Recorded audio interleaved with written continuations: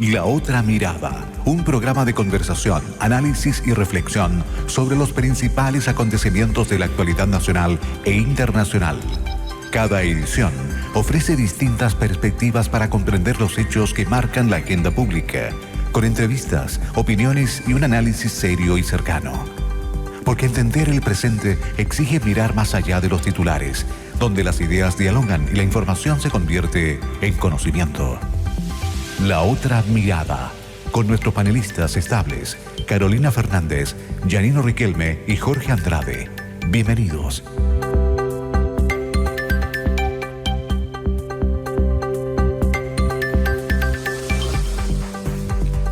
Saludamos a todos nuestros auditores y auditoras. Estamos iniciando un nuevo programa de La Otra Mirada en Radio Portales de Valparaíso y retransmitida por la Radio Tierra Amada de la Litoral. Luego se van a integrar a nuestro panel, nuestros panelistas estables, que vienen desde otra ciudad y hay unos tacos propios del día viernes que les cuesta llegar, pero van a llegar, eso no me cabe ninguna duda. Y estamos con la presidenta de la Asociación de Empleados Fiscales Regional, la señora Jacqueline Mancilla. Muy buenas tardes, señora Jacqueline. Hola, ¿cómo está? Muchas gracias por la invitación. Para mí es un agrado estar acá con usted. Qué bien, la bienvenida a nuestro programa. Vamos a conversar de un tema que hoy día está número uno en la agenda, por decirlo de alguna manera, ¿no? Que es el tema de la cesantía, el tema de la encuesta que hace pocos días arrojó el INE acerca de cuál es el nivel de cesantía en el país, y estamos en cifras altísimas del 9,4% a nivel nacional, y en particular en esta región, tengo entendido, ¿no es cierto?, que es superior este porcentaje de cesantía. Pero a nivel nacional estamos a portas a alcanzar el 1.000.000 de personas desempleadas. Y fundamentalmente esta situación se presenta con mayor fuerza en las mujeres y en los jóvenes. Así es. Así que dentro de este cuadro, en donde pasó a segundo y tercer plano otras preocupaciones de los chilenos, como es la situación económica y la situación de seguridad, resulta que hoy día la cesantía es el flagelo más importante, porque el trabajo es el que significa llevar el sustento a cada uno de los hogares, y cuando no hay trabajo, tampoco hay libertad y beneficio de los cuales todos queremos gozar en una sociedad moderna. Entonces le quiero preguntar cómo ve esta situación a nuestra invitada dirigente de la ANEF. Señora Jacqueline, ¿qué opina usted de la situación? Bueno, nosotros acá en la región tenemos la tasa de cesantía más alta del país. Hay muy pocas oportunidades para los jóvenes y sobre todo para las mujeres. Hay muy poco trabajo. Valparaíso, propiamente tal, es una ciudad que está apagada, que ya no tiene industrias, que tiene muy poca fuente laboral. Y eso es bastante penoso, porque lamentablemente nuestros jóvenes tienen que ir a otras ciudades, a la gran capital, ¿cierto?, como es Santiago, o bien trabajar en lo que puedan, porque lamentablemente son profesionales muchas veces y que no tienen la oportunidad en esta ciudad ni en las cercanas a la quinta región a tener una estabilidad laboral, de encontrar un trabajo. Exactamente, porque como usted decía, efectivamente la quinta región no tiene industrias, no tiene, por lo tanto, fuentes laborales. ¿De qué vive Valparaíso y esta región? Vive de la administración pública. Y del poco comercio que hay. Del comercio, y también de las Fuerzas Armadas, sí, y el puerto. El puerto, o los puertos, con San Antonio y Valparaíso. Sí. Pero esas son las fuentes. Las fuentes laborales que existen dentro de nuestra región, claro. Y no hay más, porque, bueno, los que tenemos años en Valparaíso nos acordamos de la Juque, de la fábrica de galletas, nos acordamos de la CRAM, nos acordamos de una serie de empresas que habían en esta región. La misma Chilena de Tabaco. La Chilena de Tabaco, ¿sí? y las empresas de químicas del Salto, etcétera. Así es. Entonces, claro, las posibilidades realmente de trabajo son muy escasas en nuestra región, y eso hace que el desempleo sea mayor que a nivel nacional. Y junto con eso, en cuanto a la realidad de los trabajadores fiscales o del Estado, ¿qué nos puede decir usted? ¿Cuál es la realidad hoy día? Bueno, hoy día, o sea, cada año que pasa, se nos van yendo más funcionarios y funcionarias fiscales. Las jubilaciones, ¿cierto? Los retiros, y esto no se renueva. Por ahí dicen que hay exceso de funcionarios públicos, hay exceso de trabajadores y trabajadoras del servicio público, pero de verdad que no es así. No es así porque no se renueva el personal.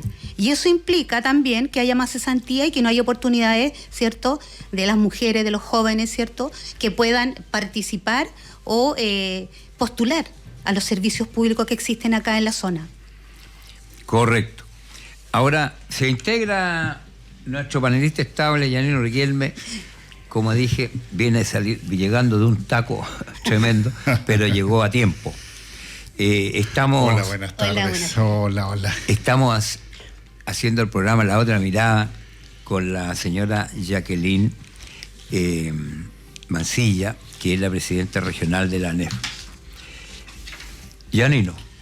Sí, pues un gusto en saludarte, igualmente, Jacqueline, Jorge también, y sobre todo a quienes nos escuchan por Radio Portales y por las otras emisoras que vamos a estar replicando este programa que la idea es dar otra mirada, por eso se llama, digamos. La idea es que se incorporen todas las miradas posibles respecto de la realidad en la que estamos.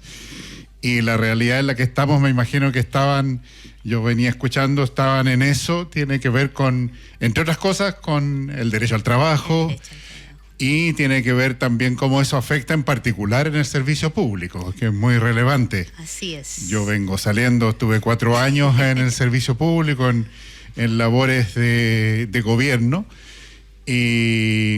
y efectivamente, a diferencia de lo que opina mucha gente y de lo que se levanta como una idea fuerza de que aquí hay un stock de funcionarios y que hay grasa que sacar, vienen diciendo así con eso.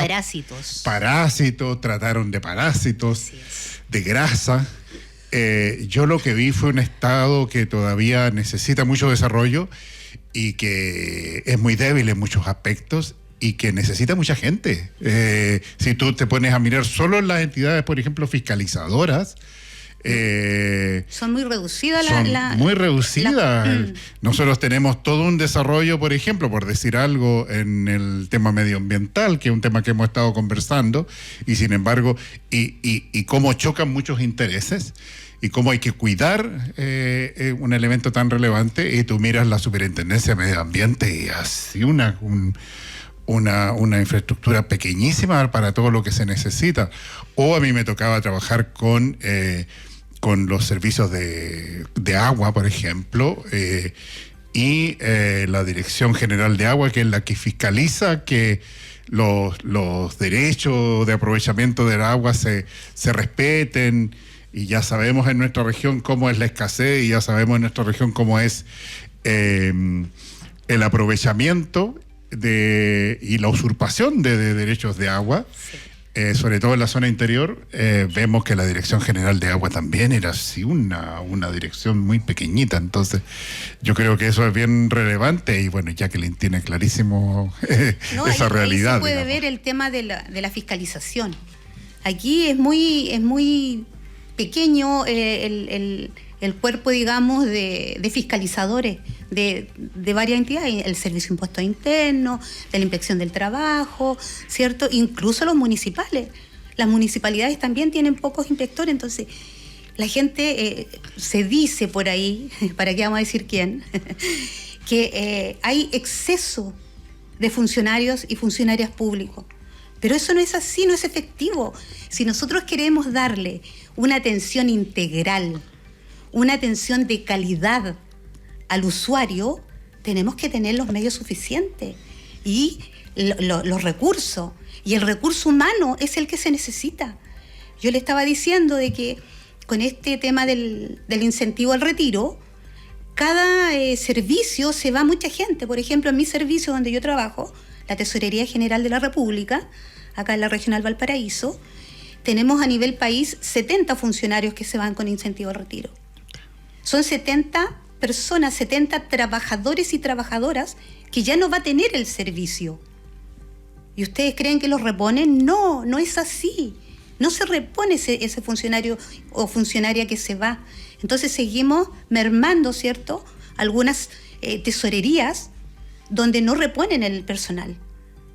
Y eso significa que no podemos dar una atención, aunque lo intentamos, nos esforzamos, ¿cierto?, por dar una atención integral al usuario, porque es la ciudadanía la que a nosotros nos importa. Nosotros trabajamos para la ciudadanía, nosotros trabajamos para el Estado, nosotros no trabajamos para el gobierno. Y el gobierno, ¿qué hace? Hace como un botín, el gobierno de turno, el botín, quién echa más, quién echa menos, quién trae más, quién trae menos.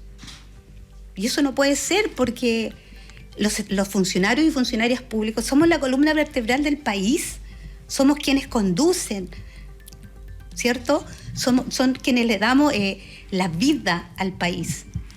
Exactamente, muy buena su aclaración, en el sentido que una cosa es el Estado, probablemente tal, sí, y otra cosa son los gobiernos, que los gobiernos van pasando, el Estado queda. Y por lo tanto, esa expertise que adquiere con los años de servicio un funcionario público no se reemplaza tan rápidamente como se pudiera pensar. Uh-huh. De manera tal de que es todo un tema, ¿no?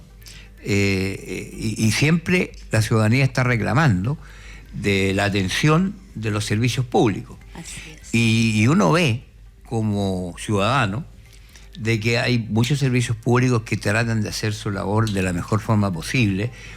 Ahí tiene usted los avances que han habido, por ejemplo, en el registro civil, en donde la atención es mucho más expedita, se piden horas, se respetan esas horas, etcétera, etcétera.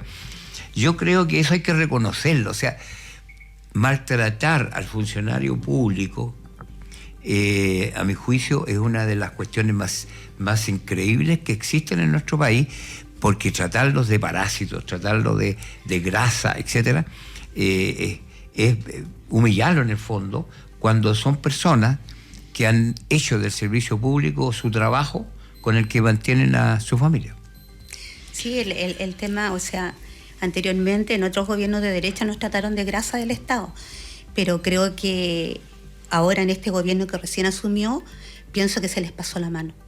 Pienso que se debía una disculpa pública a todos los funcionarios y funcionarias públicos. Tratarnos de parásitos, yo creo que es una humillación que vivimos incluso a diario, porque como el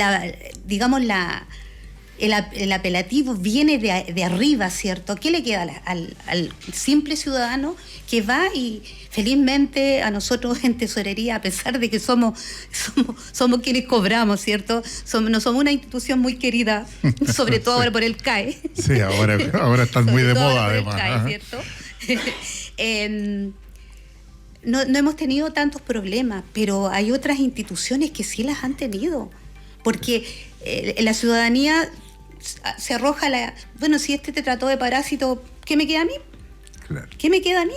Exactamente, se forma una especie de idea colectiva. Así es. Ahora ahí, disculpa, Jacqueline, pero eso no significa que tampoco miremos siempre con una mirada crítica al Estado, a las instituciones, y siempre estemos tratando de mejorarla, de mejorar los procesos, etcétera. ¿Cómo entienden ustedes entonces ese proceso de modernización del Estado del que se habla?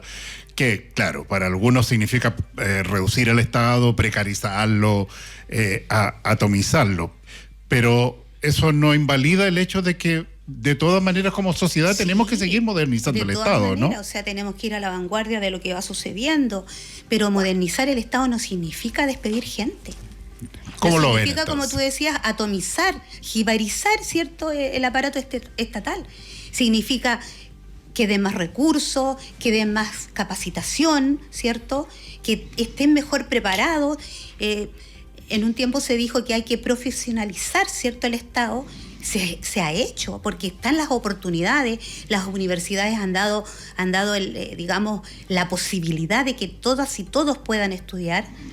Sin embargo, lamentablemente, la idea de este gobierno, porque lo digo así derechamente, es reducir el Estado al mínimo, y eso no es modernizar, Modernizar significa lo que acabo de explicar, ¿cierto? Capacitación, recursos, una mejor infraestructura, ¿cierto? A ti te consta, Yanino, había por ejemplo, ahí en obras públicas, ¿cierto?, donde estaba Esval, tuviste todos los problemas que tuvieron, en la misma el edificio de la Intendencia. Entonces necesitamos infraestructura, necesitamos los recursos necesarios para poder dar a la ciudadanía una buena atención. Y también nosotros como funcionarios y funcionarias estar también bien. Sí, bueno, estamos conversando acerca de la situación de la cesantía y del trabajo en nuestra región y en el país.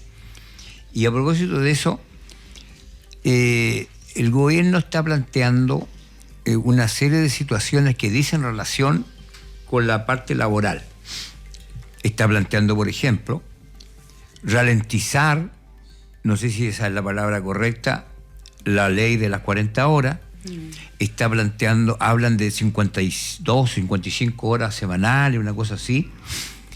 Están proponiendo terminar con la indemnización por años de servicio, que es una cuestión instituida de hace muchos años en el país, que cuando eres despedido... Para los privados, claro. Para los privados, claro, porque hay un código del trabajo y hay un... Sí. Y el estatuto administrativo. Y el estatuto administrativo, que son los dos, decirlo así, los regímenes, los reglamentos, claro, que dicen relación con la parte laboral. Pero este tipo de medidas, en el fondo, la ciudadanía lo está tomando y lo está viendo como un claro retroceso, porque ocurre que tenemos que señalar de que toda la situación laboral que hay hoy día ha sido el producto de años y años de lucha de los trabajadores de este país y del mundo en función de mejorar sus condiciones de vida. No hace tanto tiempo en este país que no había previsión, no había contrato laboral, no había horario de trabajo. Claro. O sea, se llegaba al extremo de que en las salitreras que producían la principal riqueza de nuestro país, le pagaban con fichas, pues no le pagaban con dinero. Sí. Y esto hay que decirlo porque son hechos reales, históricos, y que toda la gente no lo conoce o no lo maneja. Y bueno, nuestro programa también tiene que contribuir a eso, o sea, hacer un poquito de pedagogía para que sepamos por qué se producen y analicemos por qué se producen estos fenómenos. Cuando ocurre que, no sé si alguien se pregunta, ¿por qué le pusieron el 1 de mayo el Día del Trabajo? Y esto se debe a una situación grave que se creó en Estados Unidos, en donde trabajadores que eran el símil de esclavos modernos, encerrados en una fábrica que se incendió, en donde murieron muchísimos trabajadores porque estaban encerrados. Entonces, y esto hay que decirlo. De la misma forma que se instauró el 8 de marzo el Día Internacional de la Mujer. Exactamente. Entonces, ¿qué ocurre? De que no ha caído, digamos, del cielo todas estas reformas del trabajo, sino que han sido producto de lucha y acuerdos y progresos del Estado en función de llegar a nuestros días. Y lo que se está planteando hoy día, a mi juicio, y esta es mi opinión, es un claro retroceso. No sé qué piensa usted, qué piensa Raquel. Yo sí pienso que es un retroceso, porque el tema de las 40 horas, ahí está estancado, claro. ¿Cierto? La ley Karim, que nos costó tanto tanto sacar la vulneración de los derechos de los trabajadores, digamos, y de las trabajadoras, que fue ratificada por el convenio de la OIT, el 190. El tema de, por ejemplo, se va a terminar el teletrabajo para los funcionarios públicos. Como decía, la indemnización por años de servicio para los privados. O sea, esto cada vez se vulneran más los derechos de los trabajadores. Ha sido un retroceso, porque nosotros como dirigentes sindicales también estamos en la palestra ahí, porque también nos están cortando de a poquitito digamos, lo que teníamos para poder trabajar. Entonces, todo va en contra. Si yo bien, cierto, a los gobiernos hay que darles plazo, cierto, hay que darle la oportunidad, pero llevan 4 meses, este gobierno lleva 4 meses, y todo lo que se ha hablado y todo lo que se ha hecho en cuanto a lo que es trabajadores y trabajadoras del Estado ha sido negativo. Lo que decía, por ejemplo, nosotros siempre apostamos al diálogo, ¿cierto?, para evitar las movilizaciones, vamos al diálogo, tratamos de conversar, pero el presidente de la República recién nos recibió el 20 de mayo. 20 de mayo. Yeah. Y la mesa de negociación de la ANEF con el gobierno recién se está instaurando ahora el 3 de julio y el 7 de julio con otra reunión. Imagínense. Estamos conversando con Jacqueline Mancilla, presidenta regional de la ANEF, la Asociación Nacional de Empleados Fiscales. Estamos en el programa La Otra Mirada. La Otra Mirada. Jacqueline, también a mí me tocó mucho respecto de desconocimiento de las condiciones laborales de los funcionarios y las funcionarias públicas. Cuando yo venía del mundo privado en muchas épocas de mi vida, cuando yo les comentaba, por ejemplo, en el mundo público no hay indemnización por años de servicio. No existe, digamos. No, en buen chileno, una mano por delante y la otra por detrás. En el servicio público no existen las 40 horas. Todavía no se logra conversar siquiera respecto de las 40 horas. ¿Cómo...?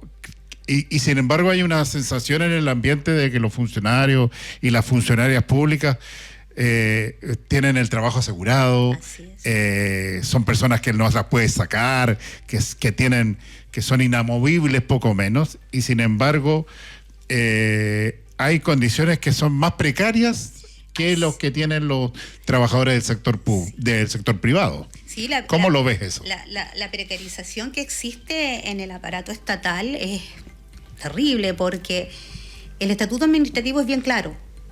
Dice que tiene que haber una planta del 80% y contrata 20%, y es totalmente al revés. Y en algunas instituciones casi el 100% son contratas. Entonces, ¿qué ocurre el contrata? Ahí está lo que nosotros siempre queremos, la estabilidad laboral. No existe. ¿Por qué? Porque cada funcionario contrata tiene que estar pendiente al 30 de noviembre si le renuevan su contrato o no se lo renuevan. Esos son los trabajadores a honorarios. A contrata. A contrata. ¿Qué significa? Tenemos trabajadores de 20, 30 años a contrata. Que se le renueva su contrato, año a año. Yeah. Que no son despedidos. Pero ocurre ahora que la señora Dorothy Pérez se terminó la confianza legítima. Otro derecho que teníamos los trabajadores que habíamos también ganado. Yeah. 2 años, lista 1, sin anotaciones, la hoja de vida impecable, se le renovaba con 2 años. Yeah. Confianza legítima. Pero ahora se habla de 5 años y eso. Yeah. Y eso no es tan efectivo como... Bueno, yo lo estoy viendo ahora en algunos casitos que tenemos por ahí que se han desvinculado a trabajadores de algunos servicios, que lo tenemos que estar viendo como ANEF, y negociando. Ahora, pero existe precariedad, eso es muy importante. Sí. La ciudadanía no conoce cómo funciona el aparato estatal. Y la precariedad que nosotros vivimos es bastante seria. Porque, como le digo, no existe el funcionario de planta, son muy pocos. La carrera funcionaria se perdió. Esa es la verdad. Ya no existe carrera funcionaria. ¿Cierto? Es muy poco los concursos de promoción que hay, donde pueden subir de grado, qué sé yo, son muy pocos. ¿Por qué? por el tema del presupuesto. Estamos hace rato viendo el tema del presupuesto. La otra mirada. Estamos con la señora Jacqueline Mancilla, presidenta regional de la ANEF. El tema ahora es, hablemos de cómo superar esto, cómo lograr crear nuevos empleos, que es lo que está planteando el gobierno, y la necesidad objetiva del país es crear nuevos empleos. Si partimos de la base que en lo privado, digo, las que entregan más empleo en este país, según las estadísticas, son las pymes. Las pequeñas empresas son las que entregan más del 52% del empleo en este país. Las grandes empresas son las que entregan menos empleos en el país. Desde ese punto de vista, surge inmediatamente la idea de que al que hay que apoyar es a las pymes. Sí, así es.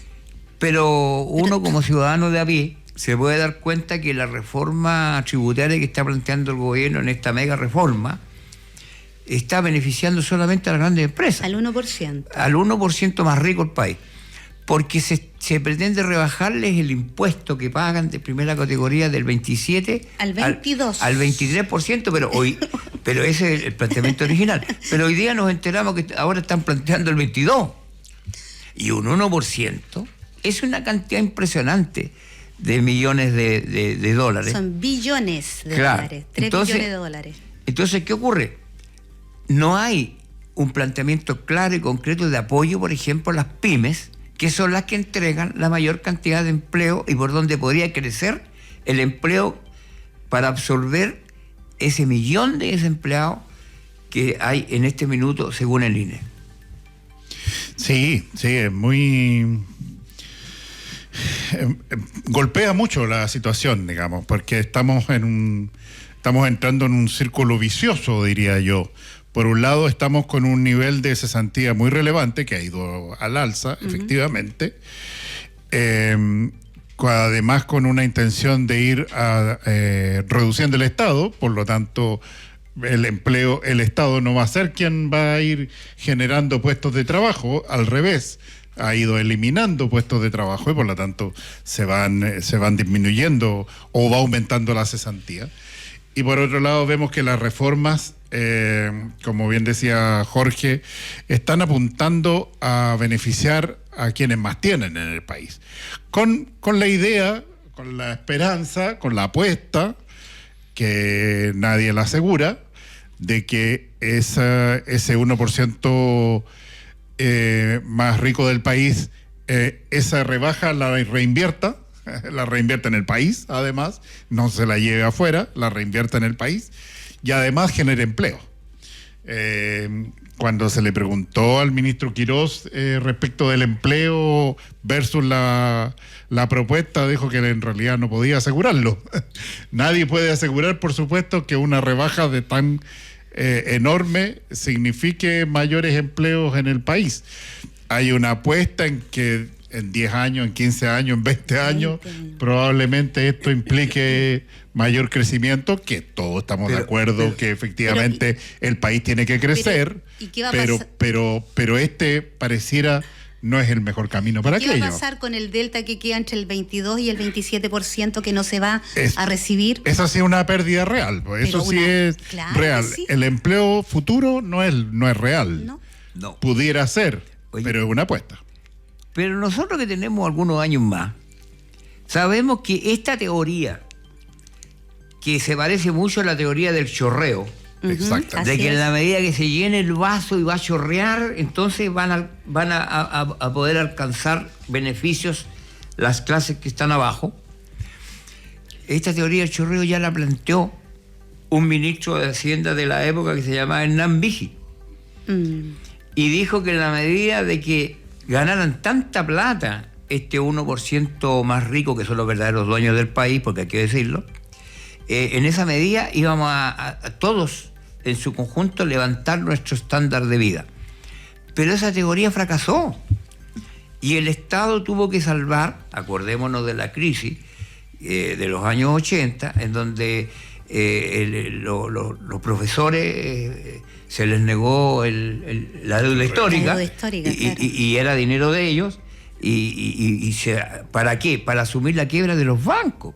Si aquí los bancos quebraron y fue el Estado el que ayudó a que no se hundieran. Entonces, esta teoría del chorreo ya la vivimos en este país y no resultó. ¿Por qué vamos a pensar hoy de que sí, esta vez sí que va a resultar? ¿A pito de qué? Cuando los grandes economistas, la academia, las universidades nacionales e internacionales dicen de que esto no es posible y que es irreal, y que la rebaja de este impuesto lo único que va a significar es que va a haber menos dinero para cumplir con los planes sociales que tiene de compromiso el Estado producto de la legislación que ha ido cambiando. Entonces, va a faltar dinero para pagar la PGU, va a faltar dinero para la educación, para la salud, etcétera, etcétera. O sea, los beneficios sociales, los que se aseguró en un periodo no muy lejano de que no se iban a recortar, de que no iban a sufrir. Esa fue la promesa. Pero ¿y de dónde van a sacar la plata si los billetes no caen del cielo? No crecen en los árboles, ¿cierto? Sí, ¿no? Y lo otro que la baja del presupuesto, cómo se ha recortado el presupuesto de los servicios esenciales como son la salud, la educación. ¿Cómo lo están viendo ustedes como ANEF acá en la región en particular? ¿Cómo se está traduciendo en la práctica esa rebaja? Bueno, se está viendo el tema del presupuesto. Cada servicio está peleando por su presupuesto, ¿cierto? Y sobre todo enfocado al 2027. Pero ya hubo rebaja en las resoluciones de abril en todos de los la DIPRES, servicios, ya todos los servicios rebaja. Ya hubo una rebaja del presupuesto del 2026. Del 26. ¿Cómo está impactando eso? ¿Cómo lo ven ustedes en el día a día los funcionarios públicos? Dependiendo del servicio, claro, porque por supuesto. Tenemos, demuestra un botón, la INJUV. Ya. INJUV, del total de su dotación a nivel país, despidió a la mitad. Fueron 70 funcionarios despedidos. El 50%. El 50%. Es un servicio bien pequeñito. Además era un servicio que prestaba prestaba servicio a los jóvenes en situaciones irregulares, a los jóvenes con problemas de droga, con problemas de adicciones. Entonces, ya en Valparaíso quedan 3, creo. Ya no van a tener ni siquiera, van a tener una oficina para funcionar propiamente tal, sino que van a tener que irse a otro servicio que los acoja, ¿cierto? Porque van a ser 3, 4 personas nomás. De allegado. De allegado. Hablemos en chileno. Sí. De allegado, por ahí. y lo que decía del incentivo al retiro, son cerca de casi 4.000 funcionarios y funcionarias que se acogen a retiro. Y que se van por el incentivo al retiro. ¿Qué va a pasar con ellos? No hay un plan de reposición, no hay reemplazo. No hay reemplazo. En alguna oportunidad se dijo que se van 2 funcionarios y vuelve 1, pero eso no ha sido así. Por eso que la precariedad del empleo es terrible. Las dotaciones no son suficientes para que nosotros demos como decía, una atención integral, una atención personalizada, una atención de calidad al usuario, que es lo que a nosotros nos importa. Ahora, el empleo digno, ya, eso es como una utopía, ¿cierto? Y quiero mencionar esto, si me lo permiten. Me alegra estar acá, porque tenemos que dignificar el empleo público. Tenemos que dignificar a las y los funcionarios públicos, porque hemos sido muy... Vilipendiados, exactamente, esa es la palabra. Nos han tratado como han querido, y resulta de que sin nosotros el país no funciona. Claro. No funciona. Exactamente. Y cada servicio tiene su problema en particular. Y tiene que salir adelante, porque tenemos que seguir atendiendo a la ciudadanía. La salud mental, ¿para qué decir? Nosotros con la carga psicológica que nos vamos para la casa y no hay un programa de salud mental para los funcionarios públicos. Al parecer, estamos en un callejón sin salida. Sin salida. No vemos la luz al final del túnel, pero que la situación es grave, es gravísima, y así lo reconocen los organismos del Estado y los organismos de las estadísticas, en donde establecen que estamos incluso en esta situación entrando al invierno. Y en el invierno en nuestro país se produce la mayor alza de la cesantía, porque en el verano tenemos los trabajos temporales, que son de verano, que son las cosechas, por ejemplo, sí, en el rubro agrícola, que son el turismo y todo este trabajo que trae los turistas, ¿no es cierto?, que significa todo este personal del turismo, la hotelería, el comercio, etcétera, etcétera. Entonces, el periodo de mayor baja del trabajo dice relación también con el clima y la estacionalidad, y estamos entrando en invierno. Sí. Ahora bien, se piensa que el clima de esto es superar los 2 dígitos, y estamos en el 9,4. Estamos casi. Entonces, ¿cuánto nos falta para llegar a eso? Nada. Ahora, las propuestas que se están haciendo, a mi juicio, y me interesaría que ustedes opinaran respecto a eso, van exactamente en contra de la solución del problema. Porque se culpa de que hemos llegado a esta situación, por ejemplo, por las 40 horas, se dice que por la alza del salario mínimo, etcétera. Y se olvidan algunos de que cuando hablamos del salario mínimo en este país, estamos hablando de cómo nos acercamos a lo que la Iglesia Católica habló del salario ético. Que dice relación, para que nuestros auditores lo tengan claro, el salario ético dice relación con lo que necesita una familia mínimamente para poder solventar los gastos básicos de su casa. Los gastos de luz, agua, gas, comida, vestimenta, transporte, etc. Lo básico sería el salario ético. Pero todavía hay una brecha enorme entre el salario mínimo actual y el salario ético, porque tengo entendido que el salario ético se estima por ahí por los 750.000 pesos. 750.000 pesos, ¿cierto? Sí. Pero el salario mínimo hoy día son 530. 530 por ahí. O sea, hay una diferencia todavía para alcanzar el ético. Entonces, sí, pero son 500 y algo menos las imposiciones, menos la salud. Por supuesto. Que al final le queda ¿cuánto? Por supuesto. Entonces, da la impresión de que estamos tratando de resolver un problema, pero con medidas que son contracíclicas. No avanzan en la dirección correcta estas ideas. Pero de hecho, la discusión que hubo del salario mínimo, ¿ustedes supieron cuánto era a diario? Mensual eran como 3.000 y algo, 3.000 y tantos pesos. Lo primero que ofreció el gobierno fueron algo así como 7.400 pesos. 7.400 pesos, sí. Claro, lo que dividido da como... nada mismo. 80 pesos la hora. 80 pesos la hora. Y el salario mínimo, hay que tomar en cuenta que subió considerablemente en relación a lo que era antes, que eran 300 y algo. Bueno, se dijo en su momento que el alza del salario mínimo correspondía a la mayor alza en los últimos 20 años. ¿Ya? Ahora, cabe preguntarse, ¿y quién inventó el salario mínimo?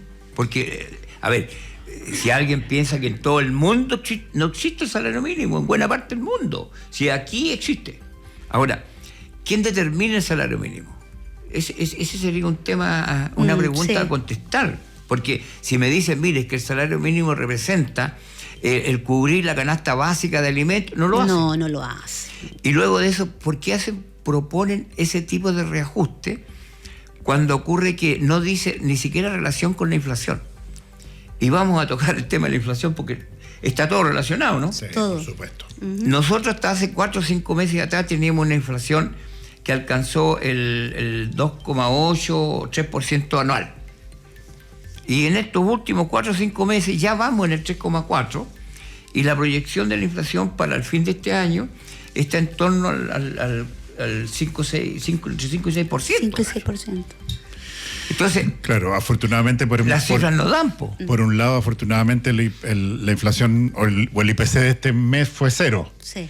Pero eso también tiene un efecto negativo en el fondo, porque también implica, es un índice que implica que la economía, como dicen los teóricos, se está enfriando. Al revés, prontamente, si esto se mantiene como está, vamos a caer técnicamente en recesión.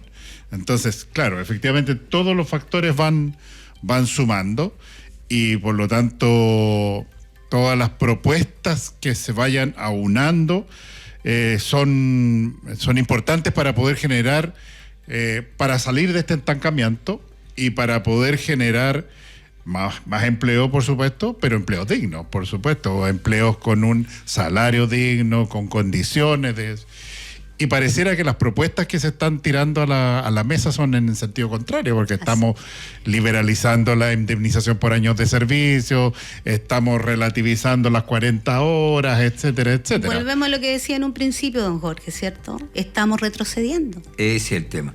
De manera abismante estamos retrocediendo. Ahora, la historia es cíclica. Entonces, cuando estamos hablando de un trabajo digno, detengámonos un poco en eso. ¿Qué es lo que es el trabajo digno? Porque resulta que no estamos hablando de cualquier trabajo, porque también existe el trabajo precario.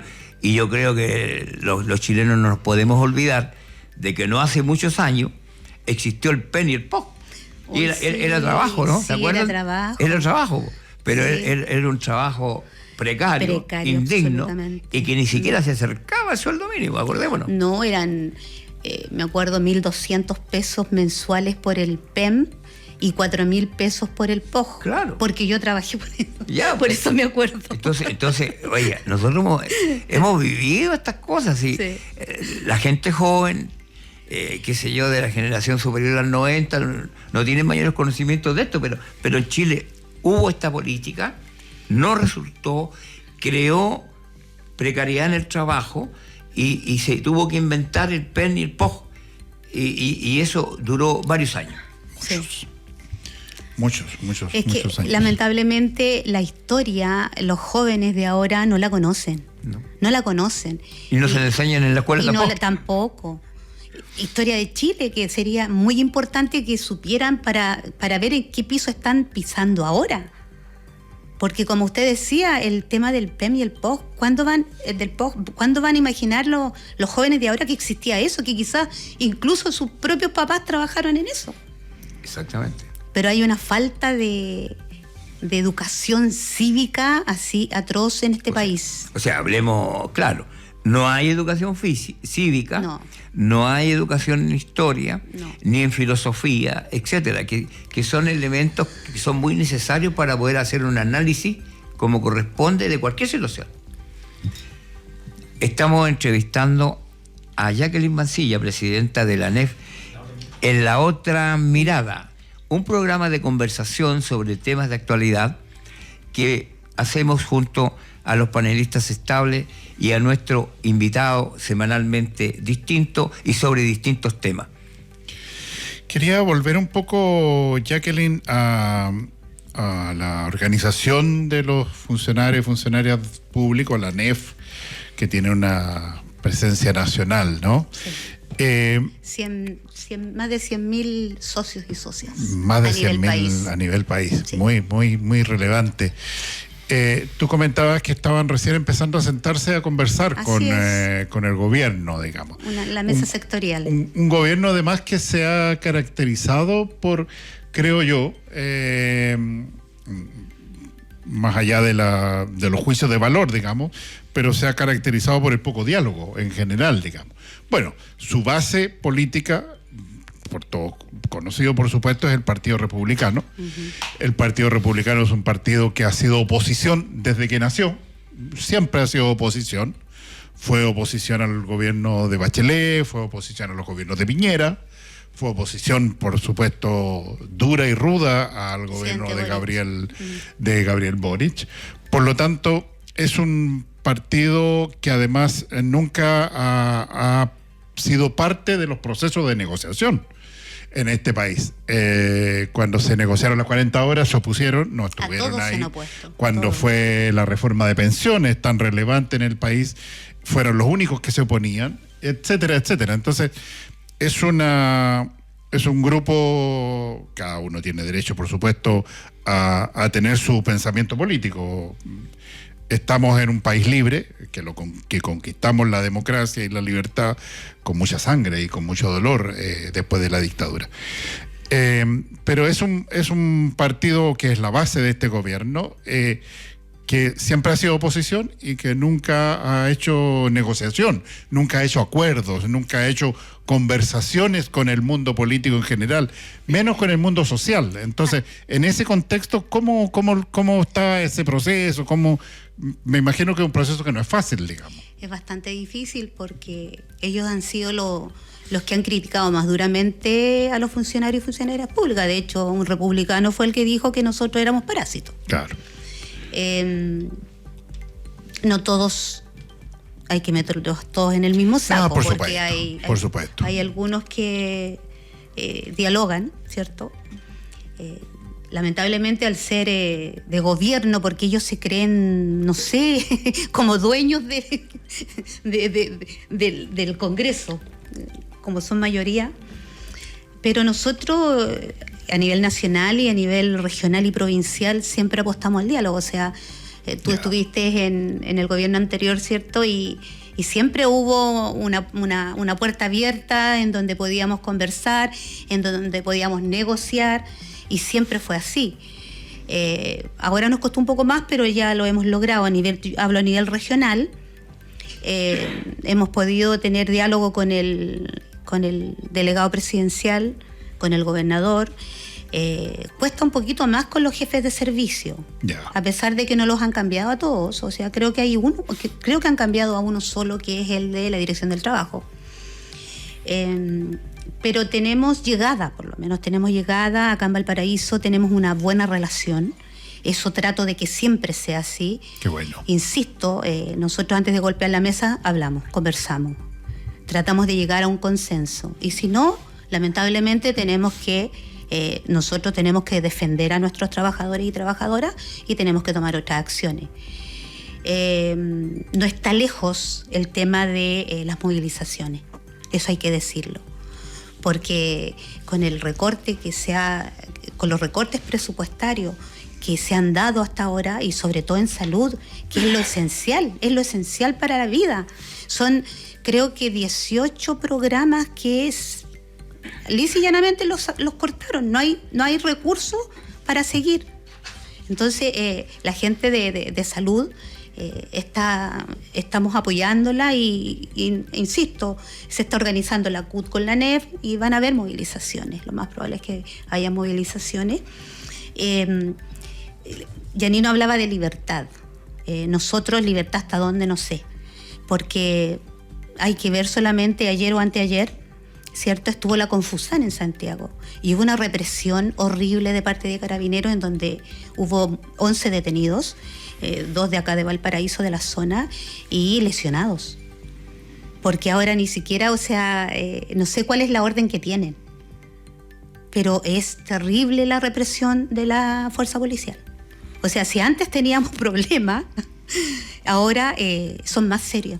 Ahora actúan de una manera más matonesca ahora, más agresiva, y con los implementos que tienen, los gases, digamos, tóxicos, eso que le tiran a uno directamente en la cara y lo tiran de abajo hacia arriba, porque ya nosotros los vimos ya como es, para que no se den cuenta, de abajo hacia arriba, y el lanzagua y los palos que le llegan a los pobres dirigentes que están ahí.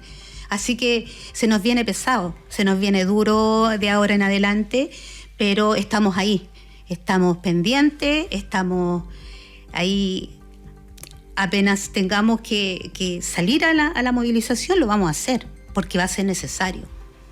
Entonces ahí estamos atentos y estamos trabajando, organizándonos, que es lo más importante, y llegando, digamos, a acuerdos con todas las organizaciones de los trabajadores y trabajadoras. La otra mirada, conversando con Jacqueline Mancilla, presidenta regional de la NEF, y haciendo un programa de conversación. Bueno, estamos próximos a el minuto de confianza. Y nuestra invitada no está informada, parece. No, parece que no.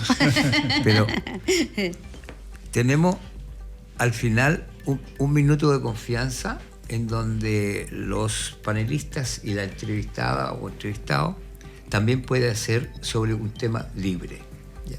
En donde el tema que usted estime, en un minuto lo expone. ¿Quieres partir tú, Yanino? Vamos a partir ya con el... No, aquí estamos en la hora. Ah, ya.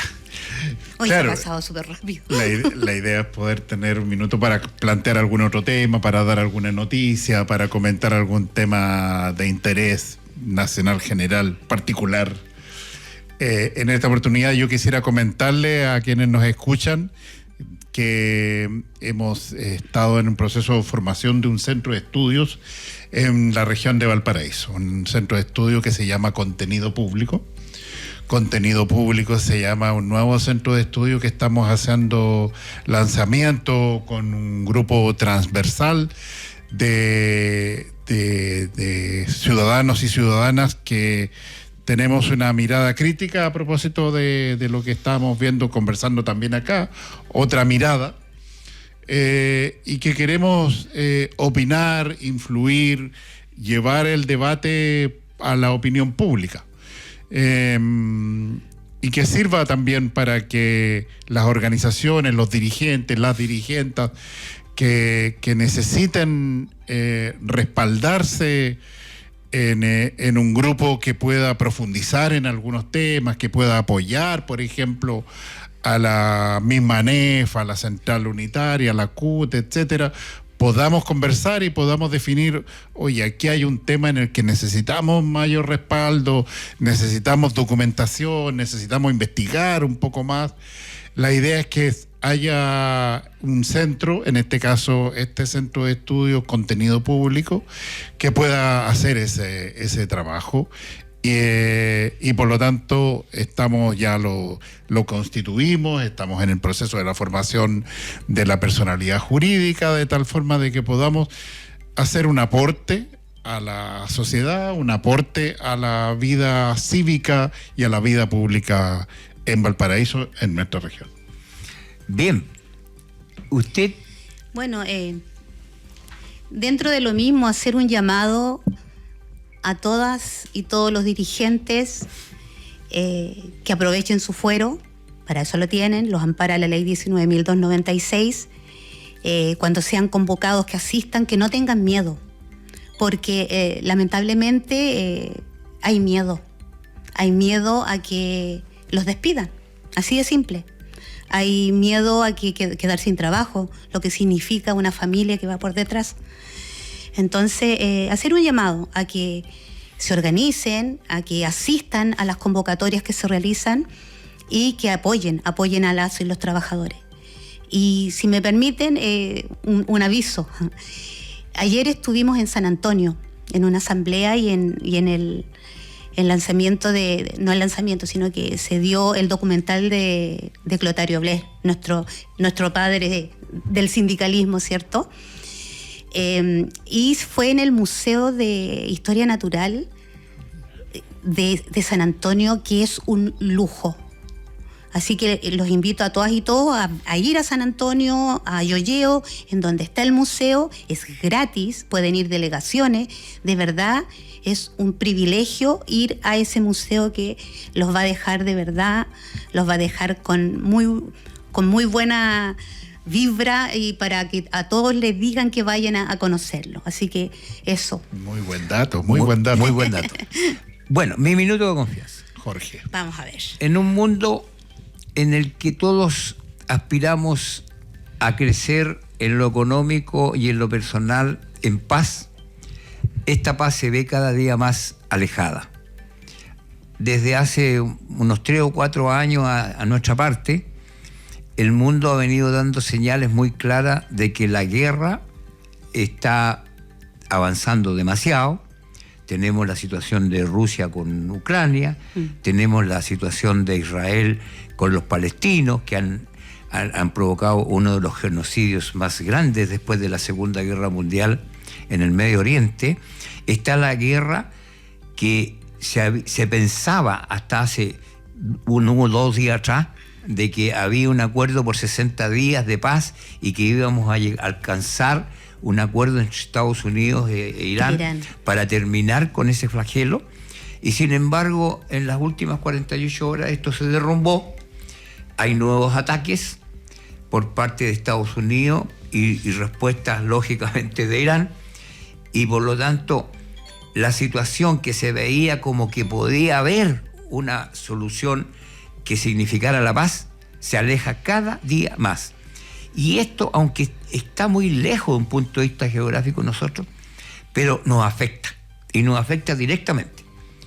Lo del bencinazo en nuestro país, la inflación en nuestro país, el tema económico que tiene un crecimiento que ahora el Banco Central dijo que era menos de lo que se había presupuestado, y se habla que se decía que era un 2, y tanto por ciento, ahora el Banco Central dice que no, va a ser entre un 1,5 y un 1,8. O sea, y esto responde también a una realidad internacional, porque nosotros importamos el combustible.